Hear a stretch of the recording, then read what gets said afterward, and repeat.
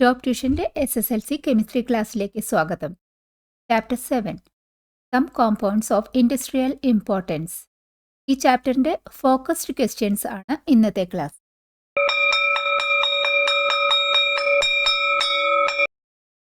Question: what is an irreversible reaction? Given example. Irreversible reactions എന്നാൽ എന്താണ്? നോർമലുള്ള reactions ഒക്കെ ഇറിവേഴ്സിബിൾ റിയാക്ഷൻസ് ആണ്. അതായത് റിയാക്റ്റൻസ് റിയാക്ട് ചെയ്ത് പ്രോഡക്റ്റ് ഉണ്ടായി, ആ പ്രോഡക്റ്റ് പിന്നെയും തിരിച്ച് റിയാക്റ്റൻസിലേക്ക് മാറുന്നില്ല. നമ്മൾ സിസ്റ്റത്തിൻ്റെ വേറെ കണ്ടീഷൻസ് ഒന്നും ചേഞ്ച് ചെയ്യാത്തിടത്തോളം കാലം റിയാക്റ്റൻസ് റിയാക്ട് ചെയ്തു, പ്രോഡക്റ്റ് ഫോം ചെയ്തു. ആ റിയാക്റ്റൻസ് കംപ്ലീറ്റ് ആയിട്ട് റിയാക്ഷനിൽ ഏർപ്പെട്ട് കംപ്ലീറ്റ് ആയിട്ട് റിയാക്ട് ചെയ്തു. അവിടെ തിരിച്ച് പ്രോഡക്റ്റ് റിയാക്റ്റൻസിലേക്ക് വരുന്ന ഒരു ബാക്ക്വേർഡ് റിയാക്ഷൻ ഇല്ല. അതുകൊണ്ട് ഒരു ഇക്വിലിബ്രിയം എസ്റ്റാബ്ലിഷ് ഒന്നും ഇവിടെ ചെയ്യുന്നില്ല. കംപ്ലീറ്റ് റിയാക്റ്റൻസ് എത്ര കൊടുത്തിട്ടുണ്ടോ അത് റിയാക്ട് ചെയ്ത് പ്രോഡക്റ്റ് ഫോം ചെയ്ത് കംപ്ലീറ്റ് ചെയ്യും. അതാണ് irreversible. Example: NaOH plus HCl gives NaCl plus H.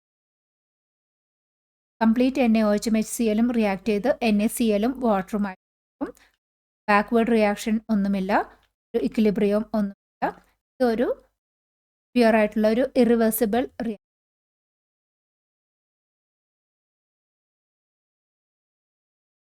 Question: how can you prepare ammonia in A simple experiment?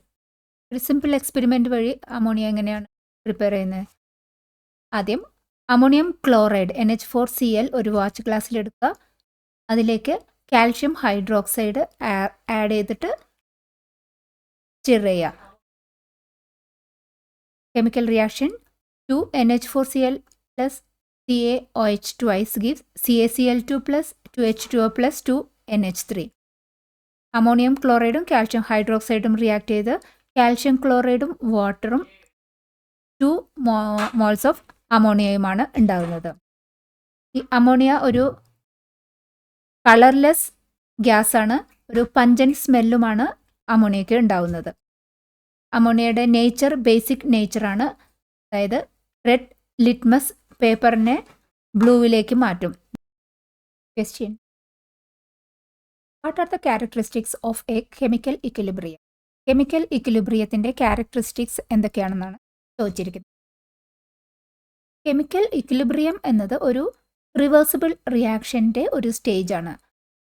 ഒരു റിയാക്ഷൻ കെമിക്കൽ ഇക്വിലിബ്രിയത്തിൽ ആകുമ്പോൾ ആ റിയാക്ഷൻ്റെ ഫോർവേഡ് റിയാക്ഷൻ്റെയും ബാക്ക്വേർഡ് റിയാക്ഷൻ്റെയും സ്പീഡ് റേറ്റ് ഒന്നു തന്നെ ആയിരിക്കും. സെയിം സ്പീഡായിരിക്കും ഫോർവേഡ് റിയാക്ഷനും ബാക്ക്വേർഡ് റിയാക്ഷനും. അതാണ് ഇക്വിലിബ്രിയം എന്ന് പറയുന്നത്. ഈ കെമിക്കൽ ഇക്വിലിബ്രിയത്തിൻ്റെ ക്യാരക്ടറിസ്റ്റിക്സ് എന്തൊക്കെയാണ്? ഒരു സിസ്റ്റം അത് കെമിക്കൽ ഇക്വിലിബ്രിയത്തിലായിരിക്കുമ്പോൾ ആ റിയാക്ഷൻ അവിടെ റിയാക്റ്റൻസും പ്രോഡക്ട്സും കോ എക്സിസ്റ്റൻ്റ് ആയിരിക്കും. അത് ഇമ്പോർട്ടൻ്റ് ആയിട്ടുള്ള ഒരു ക്യാരക്ടറിസ്റ്റിക്സ് ആണ്. ഈ ഒരു റിവേഴ്സിബിൾ റിയാക്ഷൻ നടക്കുമ്പോൾ അത് ഇക്വിലിബ്രിയത്തിലാകുന്ന സിറ്റുവേഷനിൽ പ്രോഡക്ട്സും റിയാക്റ്റൻസും ഈ സിസ്റ്റത്തിലുണ്ടാകും. കംപ്ലീറ്റ് റിയാക്റ്റൻസ് റിയാക്ഷൻ നടത്തി പ്രോഡക്റ്റായിട്ട് മാറി റിയാക്റ്റൻസ് 0 സ്റ്റേജിലേക്ക് പോകുന്നില്ല ഈ റിവേഴ്സിബിൾ റിയാക്ഷൻ്റെ ഈ ഇക്വിലിബ്രിയം സ്റ്റേജിൽ. അതായത് റിയാക്റ്റൻസ് ആൻഡ് പ്രോഡക്ട്സ് രണ്ടും ഒരുമിച്ച് സിസ്റ്റത്തിൽ എക്സിസ്റ്റ് ചെയ്യും. രണ്ടാമത്തെ ഇമ്പോർട്ടൻറ്റ് ക്യാരക്ടറിസ്റ്റിക്സ് രണ്ടിൻ്റെയും സ്പീഡ് സെയിം ആയിരിക്കും. ഫോർവേഡ് റിയാക്ഷൻ്റെ സ്പീഡും ബാക്ക്വേർഡ് റിയാക്ഷൻ്റെ സ്പീഡും സെയിം തന്നെയായിരിക്കും. അതുകൊണ്ടാണ് ആ ഫോർവേഡ് റിയാക്ഷൻ നടത്തി എത്ര പ്രോഡക്റ്റ് ഉണ്ടാകുന്നോ അതേ സ്പീഡിൽ തന്നെ പ്രോഡക്റ്റ് ഡീകമ്പോസ് ചെയ്ത് റിയാക്റ്റൻ ഫോമിലേക്ക് മാറും. നെറ്റ് ഇഫക്റ്റ് നമുക്ക് ഫീൽ ചെയ്യില്ല. എത്ര പ്രോഡക്റ്റ് വന്നോ അത് ഡീകമ്പോസ് ചെയ്ത് വീണ്ടും റിയാക്റ്റൻസ് ഫോമിലേക്ക് മാറും എന്ന് പറയുമ്പോൾ പ്രോഡക്റ്റിൻ്റെ അളവ് കൂടുന്നില്ല, റിയാക്റ്റൻ്റെ അളവ് കുറയുന്നുമില്ല. അതുകൊണ്ടാണ് ആ ഇക്വിലിബ്രിയം ഇങ്ങനെ മെയിൻറ്റെയിൻ ചെയ്യുന്നത്. പക്ഷേ ഇതൊരു ഇവൻ ആ മാറ്റം നമുക്ക് അറിയാൻ പറ്റുന്നില്ല എങ്കിൽ തന്നെയും റിയാക്ഷൻസ് നടക്കുന്നുണ്ട്. ഫോർവേഡ് റിയാക്ഷനും നടക്കുന്നുണ്ട്, ബാക്ക്വേർഡ് റിയാക്ഷനും നടക്കുന്നുണ്ട്. പക്ഷേ രണ്ടിൻ്റെ റേറ്റ് സെയിം ആയത് കാരണം ഈക്വൽ അളവിൽ തന്നെ പ്രോഡക്റ്റും റിയാക്റ്റൻസും അങ്ങോട്ടും ഇങ്ങോട്ടും മാറി നടക്കുമ്പോൾ ഇതിനൊരു ഡൈനമിക് ഇക്വിലിബ്രിയം എന്നാണ് അറിയപ്പെടുന്നത്. ഈവൻ സിസ്റ്റം ആക്റ്റീവായിരിക്കും, പക്ഷേ സ്പീഡ് സെയിം ആയത് കാരണം ഈ ratio of product to reactants ആ അളവ് കോൺസ്റ്റൻ്റ് ആയി തന്നെ മെയിൻറ്റെയിൻ നടക്കും ഇൻ ദ ഇക്വിലിബ്രിയത്തിൽ. ഇനി ഈ ഇക്വിലിബ്രിയം എന്ന് പറയുന്ന ഒരു ക്ലോസ്ഡ് സിസ്റ്റമാണ്. ഒരു സിസ്റ്റം അത് ഇക്വിലിബ്രിയത്തിൽ ആയിക്കഴിഞ്ഞാൽ പുറമേന്ന് ഡിസ്റ്റർബൻസ് ഒന്നും വരാൻ പാടില്ല. എന്നാൽ മാത്രമാണ് അതിൻ്റെ ആ ഇക്വിലിബ്രിയം അത് കണ്ടിന്യൂ ചെയ്യുള്ളൂ. പുറത്തുനിന്ന് നമ്മൾ എന്തെങ്കിലും disturbance, something like adding more substance, reactance കൂടുതൽ ആഡ് ചെയ്യുക, അല്ലെങ്കിൽ ടെമ്പറേച്ചർ അല്ലെങ്കിൽ പ്രഷർ വേരിയേഷൻ വരുത്തുക, അങ്ങനെ പുറമേ നിന്നുള്ള ഡിസ്റ്റർബൻസ് വന്നാൽ ഈ ഇക്വിലിബ്രിയം മാറിപ്പോകും. അപ്പോൾ ഇക്വിലിബ്രിയം എന്ന് പറയുന്നത് ഒരു ക്ലോസ്ഡ് സിസ്റ്റമാണ്. ഒരു എക്സാമ്പിൾ, നൈട്രജനും ഹൈഡ്രജനും റിയാക്ട് ചെയ്തിട്ട് അമോണിയ ഉണ്ടാകുന്നത് ഒരു റിവേഴ്സിബിൾ റിയാക്ഷനാണ്. ക്വസ്റ്റ്യൻ: ഒരു ആസിഡിൻ്റെ ബേസിസിറ്റി എന്നാൽ എന്താണ്? ഒരു ആസിഡിൻ്റെ ബേസിസിറ്റി എന്നാൽ ആ ആസിഡിൻ്റെ ഒരു മോളിക്യൂളിന് എത്ര H+ അയോൺസ് ഡൊണേറ്റ് ചെയ്യാൻ പറ്റും, അതാണ് ആ ആസിഡിൻ്റെ ബേസിസിറ്റി എന്ന് പറയുന്നത്. H+ അയോൺസ് തരാൻ പറ്റുന്ന അതാണ് ഈ ആസിഡിൻ്റെ മേജർ ക്യാരക്ടറിസ്റ്റിക്സ് എന്ന് പറയുന്നത്. ഹൈഡ്രജൻ അയോൺസിൻ്റെ ഡൊണേറ്റ് ചെയ്യാൻ പറ്റുന്നതാണ് ആസിഡ്സ്. ആസിഡിന് ഒരു മോളിക്യൂളിന് ഒരു hydrogen plus H+ ion donate ചെയ്യാൻ പറ്റിയാൽ അത്തരം ആസിഡിനെ മോണോബേസിക് ആസിഡ് എന്ന് പറയും. എക്സാമ്പിളാണ് HCl. HCl ബേസിസിറ്റി ഒരു ഹൈഡ്രജൻ അല്ലേ ഉള്ളൂ, അപ്പോൾ ബേസിസിറ്റി 1 ആണ്. അയണൈസേഷൻ ഇക്വേഷൻ HClൻ്റെ എങ്ങനെ എഴുതും? H+ഉം Cl- ഒരു H+ ആണ് ഈ ഒരു മോളിക്യൂളിൽ നിന്ന് കിട്ടുന്നത്. ഇനി ആ ആസിഡിന് 2 H+ അയോൺസിനെ തരാൻ പറ്റുന്നുണ്ടെങ്കിൽ അതിന് പറയും ഡൈബേസിക് ആസിഡ്. എക്സാമ്പിളാണ് sulphuric acid H2SO4. H2SO4ൽ 2 hydrogen atoms ഉണ്ട്. അപ്പോൾ അയണൈസേഷൻ ഇക്വേഷൻ എഴുതാം H2SO4. ആദ്യം ഒരു H+നെ മാറ്റിയാൽ ബാക്കി ഇവിടെ എത്ര ഉണ്ടാവും? ഒരു H മാറി, അപ്പോൾ HSO4-. ഇനി ഈ HSO4- നിന്ന് ഒരു ഹൈഡ്രജനും കൂടി നമുക്ക് ഡൊണേറ്റ് ചെയ്യാൻ പറ്റും. HSO4- ഗീവ്സ് H++, ബാക്കിയുള്ളത് SO4-2-. ഇതാണ് സൾഫ്യൂരിക് ആസിഡിൻ്റെ അയണൈസേഷൻ ഇക്വേഷൻ. 2 H+ അയോൺസിനെ ഡൊണേറ്റ് ചെയ്തു, ബേസിസിറ്റി 2. കൊടുക്കും തോറും ഏറിടും, വിദ്യ തന്നെ മഹാധനം. ഈ വീഡിയോ ഉപകാരപ്പെട്ടുവെങ്കിൽ ഷെയർ ചെയ്യൂ, ലൈക്ക് ചെയ്യൂ. ക്വസ്റ്റ്യൻ: നമ്മൾക്ക് ആസിഡ് ഡൈല്യൂട്ട് ചെയ്യണമെങ്കിൽ ആസിഡ് വെള്ളത്തിലേക്ക് സ്ലോലി ഒഴിക്കുകയാണ് വേണ്ടത്. എന്തുകൊണ്ടാണ് അങ്ങനെ സ്പെസിഫിക് ആയിട്ട് ചെയ്യണമെന്ന് പറയുന്നത്? വെള്ളം ആസിഡിലേക്ക് ഒഴിക്കാൻ പാടില്ല എന്നുള്ളതിന് കാരണം എന്താണെന്നാണ് ചോദിച്ചിരിക്കുന്നത്. ഇവിടെ ആസിഡ് വെള്ളത്തിലേക്ക് ഒഴിക്കുമ്പോൾ ആ റിയാക്ഷൻ നടക്കുന്നത് അതൊരു എക്സോതെർമിക് റിയാക്ഷനാണ്. അതായത് ആസിഡ് ഡൈല്യൂട്ട് ചെയ്യുന്ന സമയത്ത് ആ എക്സോതെർമിക് റിയാക്ഷൻ നടക്കുമ്പോൾ ഹീറ്റ് ജനറേറ്റ് ചെയ്യപ്പെടും. വെള്ളത്തിലേക്ക് ആസിഡ് ഒഴിക്കുന്ന അതാണ് സേഫായ മെത്തേഡ്. ചെറിയ അളവിലല്ലേ ആസിഡ് വരുന്നുള്ളൂ. ഇനി തിരിച്ച് ആസിഡിലേക്കാണ് നമ്മൾ വെള്ളം ഒഴിക്കുക എന്നുണ്ടെങ്കിൽ ഈ ആസിഡിലേക്ക് വെള്ളം ഒഴിക്കുന്ന ആ റിയാക്ഷൻ എക്സോതെർമിക് റിയാക്ഷൻ ഒറ്റ അടിക്ക് കൂടുതൽ എമൗണ്ടിൽ ഹീറ്റ് ജനറേറ്റ് ചെയ്ത് ഈ സൊല്യൂഷൻ തിളയ്ക്കും, ബോയിൽ ചെയ്യാൻ തുടങ്ങും. അത് സ്പ്ലാഷ് ചെയ്ത് അത് നമുക്ക് അപകടം ഉണ്ടാക്കും. വെള്ളം ഈ മുഴുവൻ എമൗണ്ട് ഓഫ് ആസിഡിലേക്ക് ഒഴിക്കുമ്പോൾ കൂടുതൽ ഡേഞ്ചറസ് ആണ്. അത് അവോയ്ഡ് ചെയ്യാൻ വേണ്ടിയിട്ട് വെള്ളത്തിലേക്ക് ആസിഡിൻ്റെ അളവ് ചെറിയ ചെറിയ എമൗണ്ടിൽ ആഡ് ചെയ്ത് ആവശ്യത്തിന് ഡൈല്യൂട്ട് ചെയ്ത് സേഫായിട്ടുള്ള മെത്തേഡ്. വെള്ളത്തിലേക്ക് ഇങ്ങനെ ചെറിയ അളവിൽ നമ്മൾ ആസിഡ് ചേർക്കുമ്പോഴേക്കും ഈവൻ ഇഫ് ഇത് എക്സോതെർമിക് റിയാക്ഷൻ ആണെങ്കിലും ഹീറ്റ് ചെറിയ അളവിലല്ലേ ഇവിടെ ഈ റിയാക്ഷൻ നടക്കുമ്പോൾ ഹീറ്റ് ജനറേറ്റ് ചെയ്യപ്പെടുന്നുള്ളൂ. അപ്പോൾ ചെറിയ ചെറിയ അളവിൽ സ്ലോലി ആ ഹീറ്റ് ഡിസിപ്പേറ്റ് ചെയ്ത് പോകുമ്പോൾ അപകടം ഒഴിവാക്കാൻ പറ്റും. Question: what is A basic salt? Give an example. Basic salt എന്നാൽ എന്ത്? എക്സാമ്പിൾ വെച്ചിട്ട് വിശദമാക്കുക. ബേസിക് സോൾട്ട് എന്നാൽ ആ സോൾട്ട് ഹൈഡ്രോളിസിസ് നടത്തിയാൽ കിട്ടുന്ന ആ സൊല്യൂഷൻ ഒരു ബേസിക് സൊല്യൂഷൻ ആണെന്നുണ്ടെങ്കിൽ അത്തരം സോൾട്ടിനെ പറയും ബേസിക് സോൾട്ട്.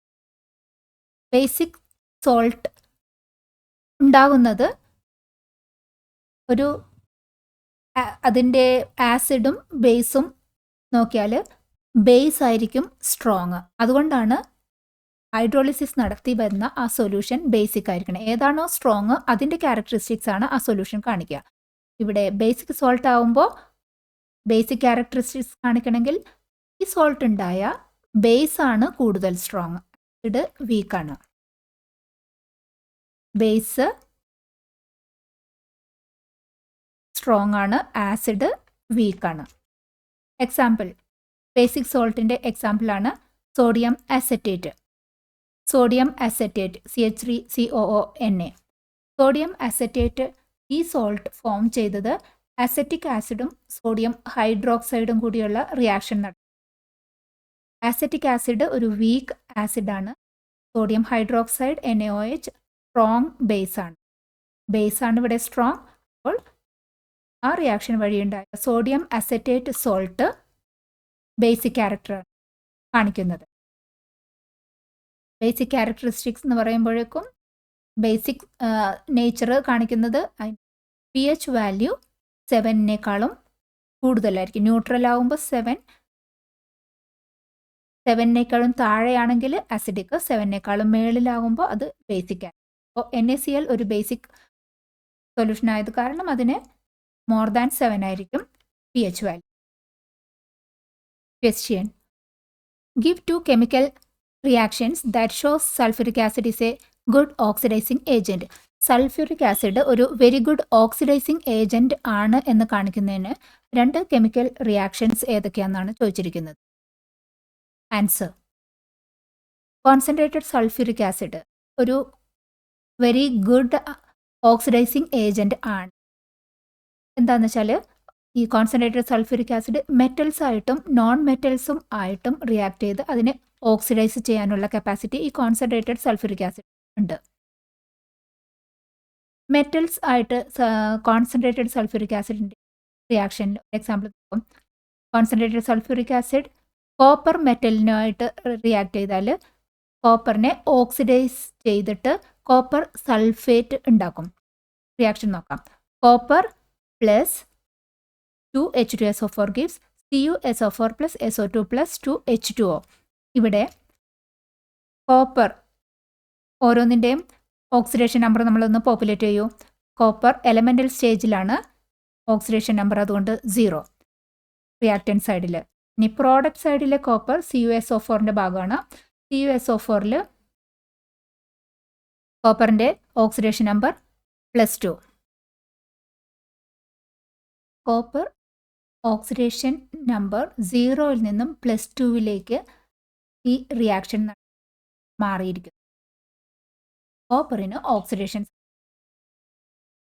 ഇനി സൾഫ്യൂരിക് ആസിഡ് നോൺ മെറ്റൽസുമായിട്ടും റിയാക്ട് ചെയ്ത് നോൺ മെറ്റൽസിനെയും ഓക്സിഡൈസ് ചെയ്യാനുള്ള കപ്പാസിറ്റി ഉണ്ട്. എക്സാമ്പിൾ നോക്കുക. കാർബണിനെ കാർബൺ ഡൈ ഓക്സൈഡിലേക്ക് സൾഫ്യൂരിക് ആസിഡിനെ ഓക്സിഡൈസ് ചെയ്ത് മാറ്റാൻ പറ്റും. C+2H2SO4 gives CO2 plus SO2 plus 2H2O. Same oxidation numbers നോക്കൂ. കാർബൺ എലമെൻ്റൽ സ്റ്റേജിൽ റിയാക്റ്റൻറ്റ് സൈഡിൽ 0, പ്രോഡക്റ്റ് സൈഡിൽ CO2ൻ്റെ ഭാഗമാണ്. ഓക്സിജൻ -2 ആണ് ഓക്സിജൻ്റെ ഒരു എലമെൻറ്റിൻ്റെ ചാർജ്. അപ്പോൾ ഓക്സിജൻ്റെ ഭാഗത്തു നിന്നുള്ള CO2ൽ ഓക്സിജൻ്റെ ഭാഗത്തു നിന്ന് -4. അതിനെ കോമ്പൻസേറ്റ് ചെയ്യാൻ കാർബൺ +4. പ്രോഡക്റ്റ് സൈഡിൽ കാർബണിൻ്റെ ഓക്സിഡേഷൻ സ്റ്റേറ്റ് +4. 0ൽ നിന്നും +4ലേക്ക് കാർബൺ ഓക്സിഡൈസ് ചെയ്തു. സൾഫ്യൂരിക് ആസിഡിന് മെറ്റൽസിനെയും നോൺ മെറ്റൽസിനെയും ഓക്സിഡൈസ് ചെയ്യാനുള്ള കപ്പാസിറ്റി ഉണ്ട്. സ്ട്രോങ് ഓക്സിഡൈസ് ഏജന്റ് ആണ്. ഹൈസ്കൂൾ വിദ്യാർത്ഥികൾക്കായി ചെറിയ ബാച്ച് സൈസിലുള്ള ട്യൂഷൻ ക്ലാസുകളിലൂടെ മികച്ച വിജയം നേടാൻ ഇന്ന് തന്നെ ടോപ്പ് ട്യൂഷൻ സെന്ററിൽ ജോയിൻ ചെയ്യൂ. ക്വസ്റ്റ്യൻ, ഫൗണ്ടൻ എക്സ്പെരിമെന്റിൽ വെള്ളത്തിന്റെ കൂടെ ഫിനോഫ്തലിൻ ആഡ് ചെയ്യുന്നത് എന്തിനു വേണ്ടിയാണ്? അതിന്റെ റീസൺ ആണ് ചോദിച്ചിരിക്കുന്നത്. ഫൗണ്ടൻ എക്സ്പെരിമെന്റിൽ വെള്ളവുമുണ്ട്, ഈ സിറിഞ്ചിൽ അമോണിയയുമുണ്ട്. ഈ എക്സ്പെരിമെന്റ് ചെയ്യുമ്പോൾ ഫിനോഫ്തിലിൻ എന്തിനു വേണ്ടിയിട്ടാണ് ഈ വെള്ളത്തിൻ്റെ കൂടെ ആഡ് ചെയ്തത് എന്നുള്ളതാണ് ക്വസ്റ്റ്യൻ. ഫിനോഫ്തിലിൻ ആഡ് ചെയ്തത് ഒരു ഇൻഡിക്കേറ്റർ രൂപത്തിലാണ്. ഫിനോഫ്തിലിൻ പ്ലെയിൻ ന്യൂട്രൽ വെള്ളത്തിൽ ആണെന്നുണ്ടെങ്കിൽ അത് ഒരു കളർലെസ് ആയിരിക്കും. പക്ഷേ അതൊരു ബേസിക് സൊല്യൂഷനിൽ ആണെങ്കിൽ ഫിനോഫ്തിലിൻ പിങ്ക് കളറിലേക്ക് മാറും. അപ്പോൾ ആ സൊല്യൂഷൻ്റെ നേച്ചർ നമുക്ക് ഈ ഫിനോഫ്തലിൻ്റെ കളർ ചേഞ്ച് ചെയ്ത് നമുക്ക് മനസ്സിലാക്കാൻ പറ്റും. ഈ വെള്ളം അമോണിയയുമായിട്ട് റിയാക്ട് ചെയ്ത് കിട്ടുന്നത് അമോണിയം ഹൈഡ്രോക്സൈഡ് NH4OH. ആ NH4OH ആണ്, അതൊരു വീക്ക് ബേസ് ആണ്. അത് വെള്ളത്തിൽ വെക്കുമ്പോഴും അത് ആൽക്കലി നേച്ചർ അതിനെ പിങ്ക് കളറിലേക്ക് ടേൺ ചെയ്യും. ഇവിടെ ഈ ഫൗണ്ടൻ എക്സ്പെരിമെൻ്റ് കാണിക്കുന്നത് അമോണിയ വെള്ളത്തിൽ ഹൈലി സോലുബിൾ ആണ്. അതുകൊണ്ടാണ് ഇവിടെ നിന്ന് കിട്ടിയ ആ അമോണിയ വെള്ളവുമായിട്ട് മിക്സ് ചെയ്ത് ഹൈലി സോലുബിൾ ആണെന്ന് മനസ്സിലായി. പിന്നെ കിട്ടുന്ന സൊല്യൂഷൻ ബേസിക് നേച്ചർ ആണെന്നും മനസ്സിലായി. കാരണം ഫിനോഫ്തലിൻ പിങ്കിലേക്ക് ടേൺ ചെയ്തു. Question: what type salt is sodium carbonate Na2CO3? Na2CO3 ഏത് ടൈപ്പ് ഓഫ് സോൾട്ട് ആണെന്നാണ് ക്വസ്റ്റ്യൻ. അത് ഏത് ടൈപ്പ് ഓഫ് സോൾട്ട് ആണ് എന്ന് തീരുമാനിക്കും. ഏത് ആസിഡിൽ നിന്നും ഏത് ബേസിൽ നിന്നാണ് ഈ സോൾട്ട് ഉണ്ടായതെന്ന് നമ്മൾ നോക്കണം. അപ്പോൾ Na2CO3 ഉണ്ടായത് വീക്ക് ആസിഡായ കാർബോണിക് ആസിഡ് H2CO3യും സ്ട്രോങ് ബേസായ സോഡിയം ഹൈഡ്രോക്സൈഡ് NaOH റിയാക്ട് ചെയ്തിട്ടാണ് സോഡിയം കാർബണേറ്റ് ഉണ്ടാക്കിയിരിക്കുന്നത്. അപ്പോൾ ഒരു വീക്ക് ആസിഡും സ്ട്രോങ് ബേസ് ആകുമ്പോൾ ഏതാണ് സ്ട്രോങ് അതിൻ്റെ ക്യാരക്ടറിസ്റ്റിക്സ് ആയിരിക്കും സൊല്യൂഷന് കിട്ടുന്നത്. അപ്പോൾ സ്ട്രോങ് ആണ് ബേസ് ഇവിടെ. സോഡിയം കാർബണേറ്റ് ഒരു ബേസിക് നേച്ചർ ആയിട്ടുള്ള സോൾട്ടാണ്, ആൽക്കലൈൻ നേച്ചർ ആയിരിക്കും. വെള്ളത്തിൽ ഡിസോൾവ് ചെയ്ത് കിട്ടുന്ന സൊല്യൂഷന് basic. Question: name a fertiliser that provides two primary nutrients. ഒരു നെയിം ഓഫ് എ ഫെർട്ടിലൈസർ ചോദിച്ചിരിക്കുന്നു. അത് 2 പ്രൈമറി ന്യൂട്രിയൻസ് സപ്ലൈ ചെയ്യും. Ammonium phosphate NH4 thrice PO4. Ammonium phosphate ഒരു ഫെർട്ടിലൈസർ, അത് 2 പ്രൈമറി ന്യൂട്രിയൻസ് സപ്ലൈ ചെയ്യും. Nitrogen and phosphorus. ഈ 2 primary nutrients ammonium ഫോസ്ഫേറ്റിൽ നിന്ന് കിട്ടും. Subscribe to this channel for more videos like this. Question: what happens when we heat ammonium chloride in a test tube? ഒരു test ട്യൂബിൽ ammonium chloride ചൂടാക്കിയാൽ എന്താണ് സംഭവിക്കുക?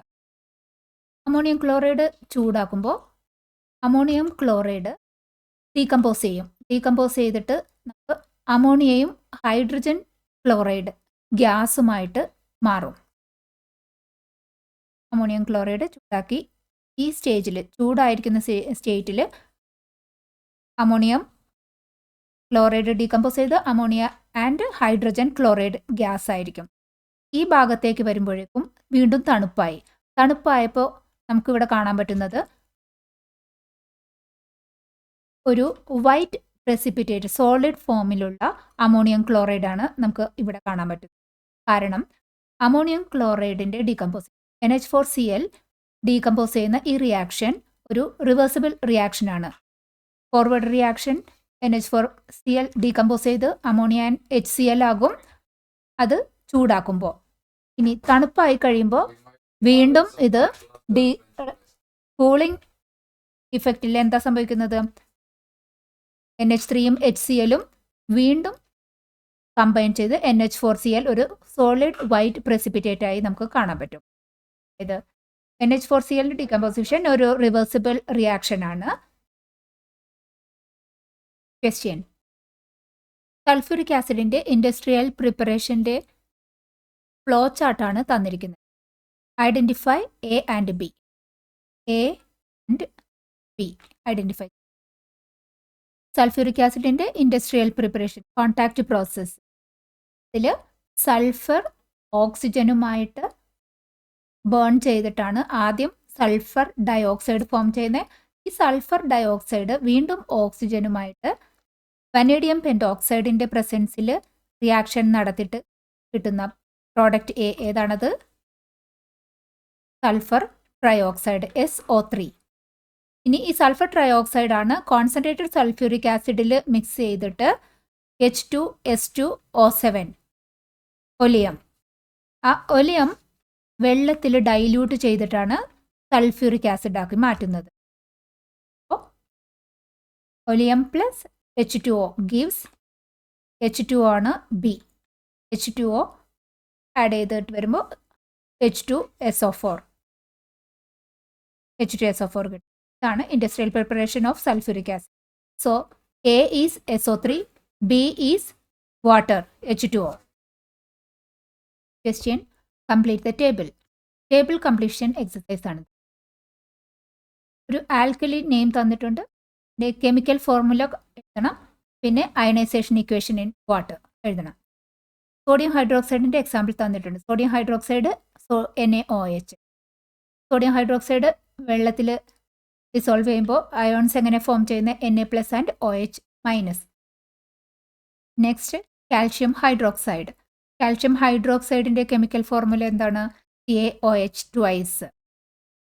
Calcium hydroxide ionise ചെയ്യുമ്പോൾ കിട്ടുന്നത് Ca2+ ആൻഡ് 2OH-.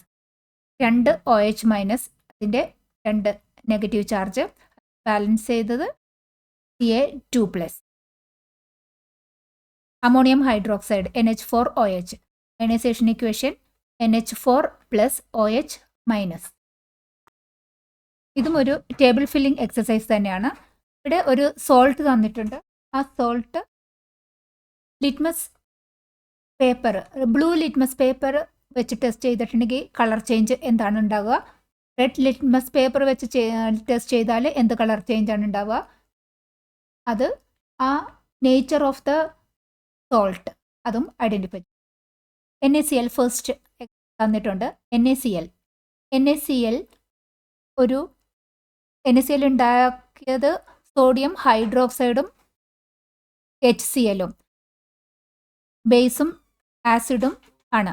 രണ്ടും സ്ട്രോങ് ആസിഡ് ബേസ് ആയത് കാരണം സോഡിയം ഹൈഡ്രോക്സൈഡ് ന്യൂട്രൽ ആയിരിക്കും. അതുകൊണ്ട് ഒരു ലിറ്റ്മസ് പേപ്പറിലും റെഡിലും ബ്ലൂവിലും കളർ ചേഞ്ച് ഒന്നും കാണിക്കില്ല, കാരണം NaCl ഒരു ന്യൂട്രൽ സോൾട്ടാണ്. ഇനി NH4Cl അമോണിയം ക്ലോറൈഡ്. നമുക്ക് ആദ്യം അറിയേണ്ടത് അമോണിയം ക്ലോറൈഡ് ഏതിൽ നിന്നാണ് ഫോം ചെയ്തത്? അമോണിയം ക്ലോറൈഡ് അമോണിയം ഹൈഡ്രോക്സൈഡും HCl-ഉമായിട്ട് നമുക്ക് മനസ്സിലാക്കിയെടുക്കുക. Then ammonium hydroxide weak base ആണ്, HCl സ്ട്രോങ് ആസിഡാണ്. അപ്പോൾ ആസിഡാണ് ഇവിടെ സ്ട്രോങ് ആയിരിക്കുന്നത്. സൊല്യൂഷൻ എന്തായിരിക്കും? ആസിഡിക് ആയിരിക്കും. ആസിഡിക് ആയാൽ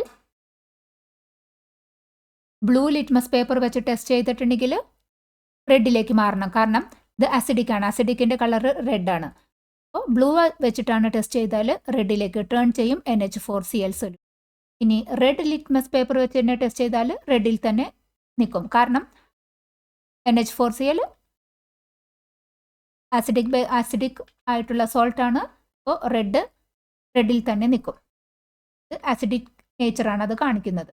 ഇനി അടുത്തത് Na2CO3, സോഡിയം കാർബണേറ്റ്. Na2CO3 ഉണ്ടായത് സോഡിയം ഹൈഡ്രോക്സൈഡും കാർബോണിക് ആസിഡും റിയാക്ട് ചെയ്തിട്ടാണ്. കാർബോണിക് ആസിഡ് വീക്കും സോഡിയം ഹൈഡ്രോക്സൈഡ് സ്ട്രോങ്ങുമാണ്. അപ്പോൾ സ്ട്രോങ് ആയിട്ടുള്ളത് ബേസാണ്. നേരം Na2CO3യുടെ നേച്ചർ ബേസിക് ആയിരിക്കും. ബേസിക് ആവുമ്പോൾ ലിറ്റ്മസ് പേപ്പറിൻ്റെ കളറ് അതിനെന്താ വേണ്ടിയത്? ബ്ലൂവിലായിരിക്കും.